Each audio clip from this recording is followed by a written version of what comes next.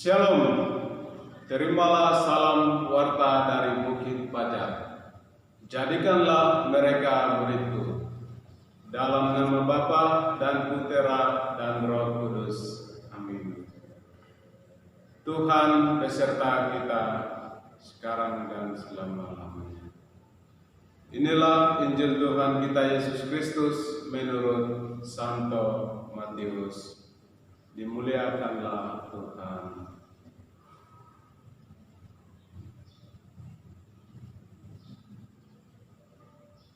Pada waktu itu datanglah murid-murid itu kepada Yesus dan bertanya, "Siapakah yang terbesar dalam kerajaan surga?" Maka Yesus memanggil seorang anak kecil dan menempatkannya di tengah-tengah mereka. "Aku berkata kepadamu, sesungguhnya jika kamu tidak bertobat dan menjadi seperti anak kecil ini, kamu tidak akan masuk ke dalam kerajaan surga. Sedangkan barang siapa merendahkan diri dan menjadi seperti anak kecil ini, dialah yang terbesar dalam kerajaan surga. Dan barang siapa menyambut seorang anak seperti ini dalam namaku, ia menyambut aku." Demikianlah Injil Tuhan. Jika kamu tidak bertobat dan menjadi seperti anak kecil ini, kamu tidak akan masuk ke dalam kerajaan surga.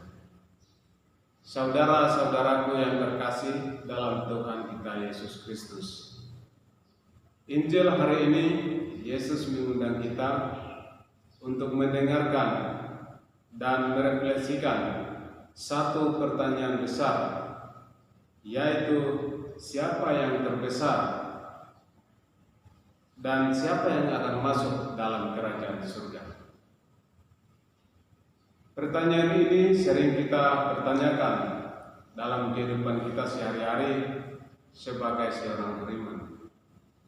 Pasti kita mendengar dan juga dalam setiap pribadi ada orang yang mengatakan prasangka buruk dan juga mengenai tentang siapa yang layak untuk masuk dalam kerajaan surga. Pasti di pikiran kita akan muncul yang layak masuk dalam kerajaan surga adalah orang-orang benar yang menjalankan perintah Tuhan, yang berbuat baik, yang hidup kudus dan sebagainya. Dan itu benar bahwa apa yang kita katakan, apa yang kita ungkapkan, apa yang kita refleksikan itu berawal dari apa yang kita tahu. Saudara-saudaraku yang terkasih dalam Tuhan kita Yesus Kristus, pada Injil hari ini Yesus mengungkapkan satu jawaban yang bagi kita tidak mungkin. Siapa yang terbesar? Yesus mengatakan yang terbesar adalah anak kecil. Karena itu ia mengatakan, bagi siapa yang seperti anak kecil ini, ia layak untuk masuk dalam kerajaan surga. Tentu dalam dunia kita pandangan ini berbeda. Orang yang terbesar adalah dia yang memiliki segala-galanya. Ukurannya adalah kekayaan dan juga jabatan. Orang terbesar, orang nomor satu bagi kita adalah presiden, gubernur, bupati, dan lain-lain. Tapi Yesus mengatakan satu hal yang mungkin terbalik dari pandangan kita, bahwa yang terbesar adalah menjadi seperti anak kecil. Saudara-saudaraku yang terkasih dalam Tuhan kita Yesus Kristus, bagaimana caranya untuk kita menjadi seperti anak kecil? Salah satu perkataan yang Yesus ungkapkan adalah bertobat. Bertobat dan merendahkan diri. Bertobat dan merendahkan diri akan memampukan kita untuk menerima siapa saja yang hendak datang kepada kita. Walaupun kita memiliki prasangka buruk, dia seorang jahat atau dia punya niat baik atau niat jahat, kita tidak tahu. Tapi kita menerima dengan polos seperti anak kecil. Tuhan juga mengundang kita untuk merefleksikan bagaimana kita akan bertindak seperti anak kecil. Anak kecil kita tahu bahwa dia adalah anak yang polos. Dan apa yang dikatakan oleh orang tuanya dia akan melakukan. Walaupun itu hal yang buruk, tapi dia akan melakukan. Perintah ini menunjukkan bahwa kita merendahkan diri di hadapan Tuhan dan melaksanakan apa yang Tuhan perintahkan. Contoh dan teladan yang Yesus tunjukkan melalui anak kecil adalah sebuah usaha, sebuah proses yang bagi kita tidak mungkin. Saudara-saudaraku yang terkasih dalam Tuhan kita Yesus Kristus, dewasa ini dalam perkembangan dunia kita dituntut untuk menjadi seorang yang besar.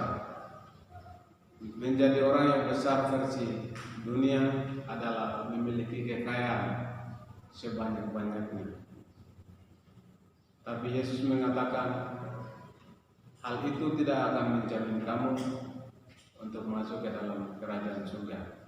Seperti seorang pemuda yang bertanya kepada Yesus, "Guru, perbuatan apa yang akan kulakukan sehingga aku bisa memperoleh kerajaan surga?"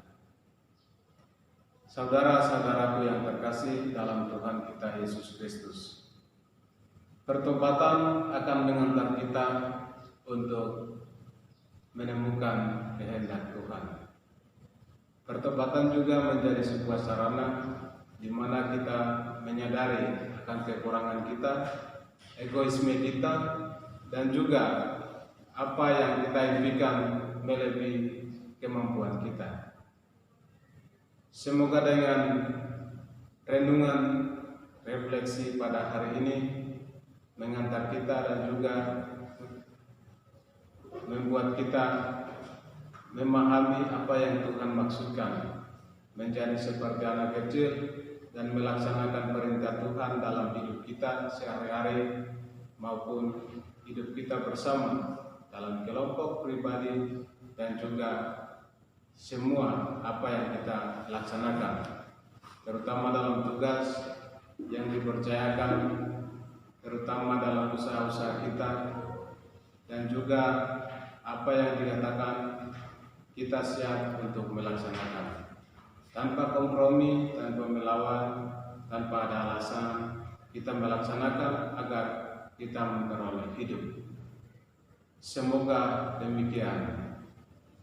Pergilah kalian diutus dalam nama Bapa dan Putera dan Roh Kudus.